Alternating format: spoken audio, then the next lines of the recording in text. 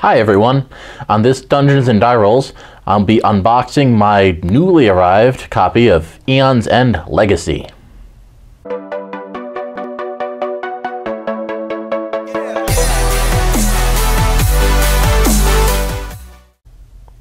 This is actually a last-minute thrown-together video because I wasn't expecting to have this game today. When it shipped to me, it said that it would arrive Wednesday. And then I'm out playing Dice Throne, another Kickstarter that I just received, with a group of people, and I got a text from FedEx that my quartermaster logistics had been delivered. So, hey, 2 days early. Who could argue with that? The fun thing for me about Kickstarters is the process takes so long that by the time stuff gets here, I have no clue what I'm supposed to have. And I'm sure many people do care about it more and track more and keep notes and stuff. But I know I'm getting Aeon's End Legacy. I have no recollection of what there are for stretch goals or what else they said would get thrown in there or anything like that. But that's surely too large a box just to have one thing in it. So, without further ado, here goes nothing. This is, a fairly mighty-ish sized box. So let's check it out.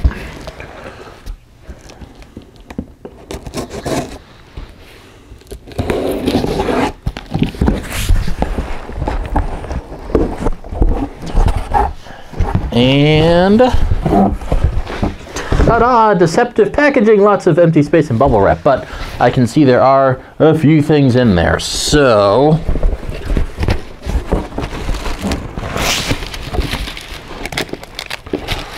there is Aeon's End Buried Secrets, an expansion by Kevin Riley.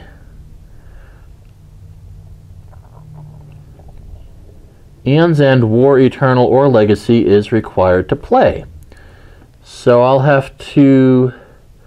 I don't even remember this. Did I pay for this? Did it get thrown in? I have no recollection. But it does mention Legacy on the back, so I think it's got to be at least a new printing, if not a brand new thing. So, cool! I got an expansion, and I'll have to crack it open and see whether that goes with my... I don't think it's going to go with my original printing of the Incense, so it'll probably end up expanding Legacy once I've Legacified it. New verb, you heard it here first, Dungeons & Die Rolls, Legacified. Alright, so that's cool. Buried Secrets expansion. Then, these are promos that are not compatible with the Aeon's End Legacy campaign. Kickstarter exclusive and extra items. Whoa. Whoa. I remember that, dude. Just kind of peering at a quick glance, it looks like it might be monsters from the original game that you can throw into Legacy after you finish the campaign. But I'll have to see what there is for documentation or what they said on the website, because I don't remember. But hey, bag of monster stuff. And then the moment we've all been waiting for.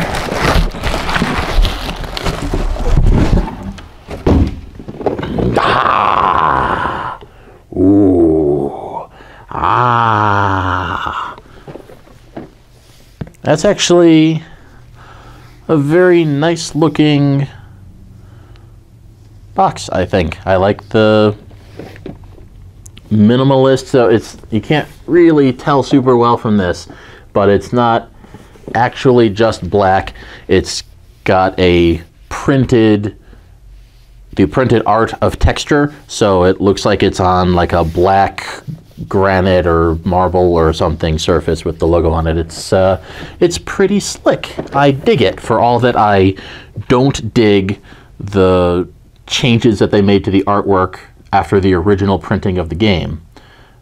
I dig that. So that's pretty cool. And I'm gonna bust this open and just see a little bit of what's in here.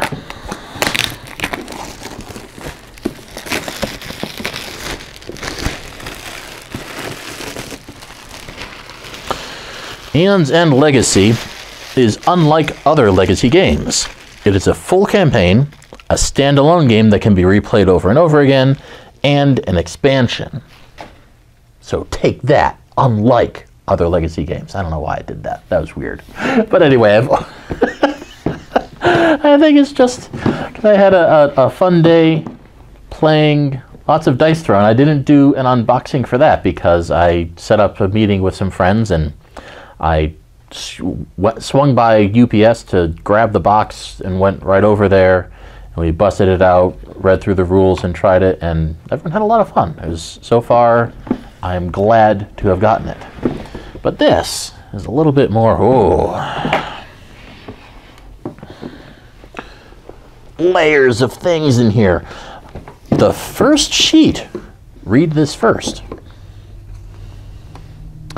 During production, we discovered a few very minor errors that won't affect gameplay. Here are the correction for those errors. That's, I mean, it's unfortunate,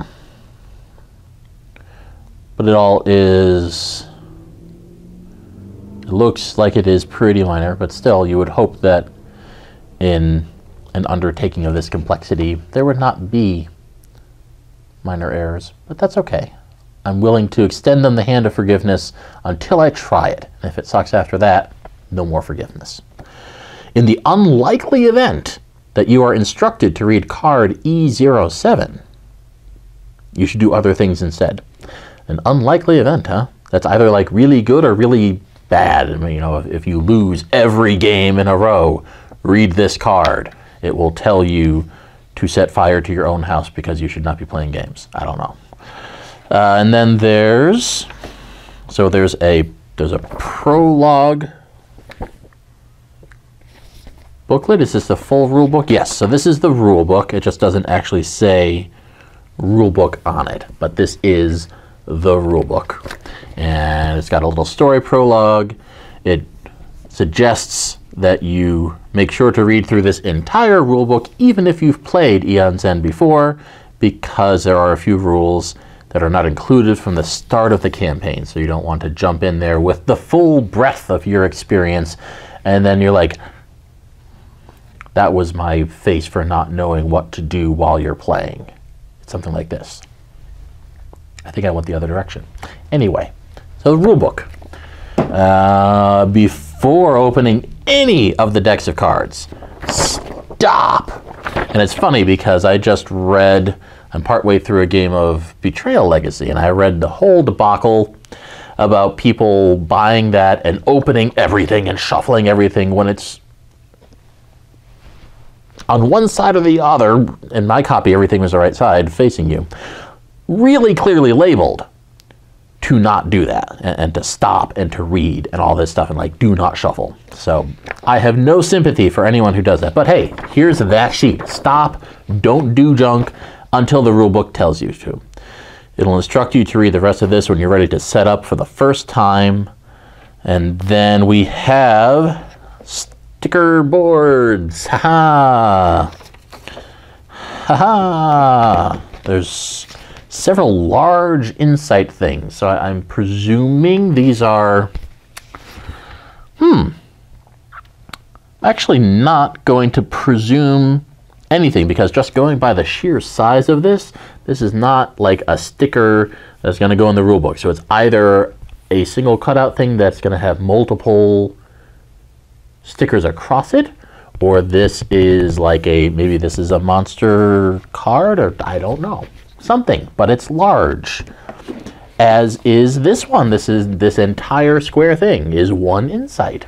And so is this, and so are these. So oh no, sorry, these are not a single thing. These are multiple. All right, so there's a bunch of sheets of those insights, and yeah, so they're all cardboard perforated.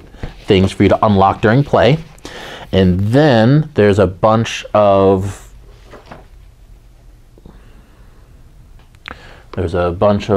envelopes in there for the different chapters. Do not open until instructed. So that's all those tons of chapters of things, and these are going to have, I imagine, cards and monsters and probably stickers for things. I see playmats for starting characters, and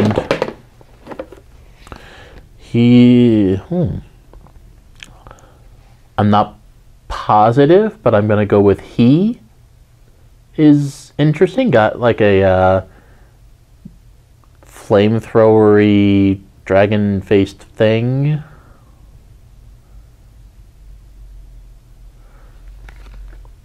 And, or maybe that's supposed to be a she. I don't know. I see these are double-sided with different artwork. So presumably it's supposed to be like a male and female version. Maybe? I'm going to go with yes, because this other sheet is very clearly the same character concept, male and female. The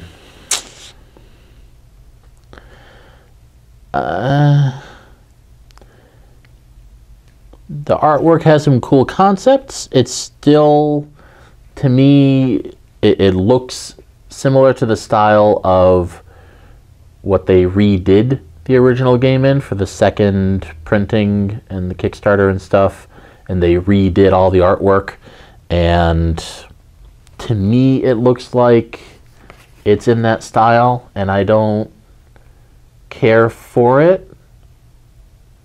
The style of what they're depicting is cool, but the actual, it looks like, you know, someone drew that in Modeler or something like that. It looks like a CG 3D model kind of thing, and then they took a screenshot of it and slapped it on here. I don't know. Don't love it. I've seen worse. I've seen things that more immediately made me look like I would not want to try playing that because of how it looks, and this doesn't do that, but it also, the original Aeons, and I was immediately attracted to the artwork, and I thought it was very cool, and this would not have that effect on me.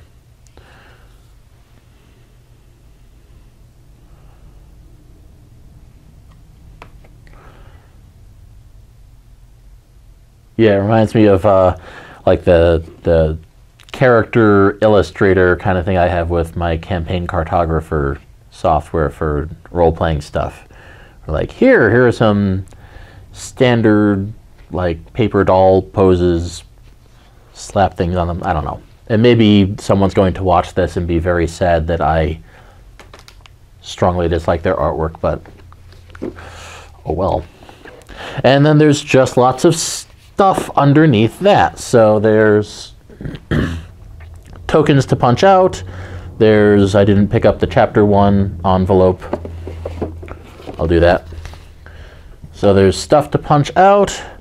There's a legacy deck, not open until instructed to. There's breach cards that you'll use for the characters, the tokens you'll use for characters, and I see legacy boxes that I presume are going to unlock piles of cards. And that is a good start for that. Current stop deck, so there's a little, that's kind of cool. They one of the insert dividers is for you to keep track of where you've stopped. And yeah.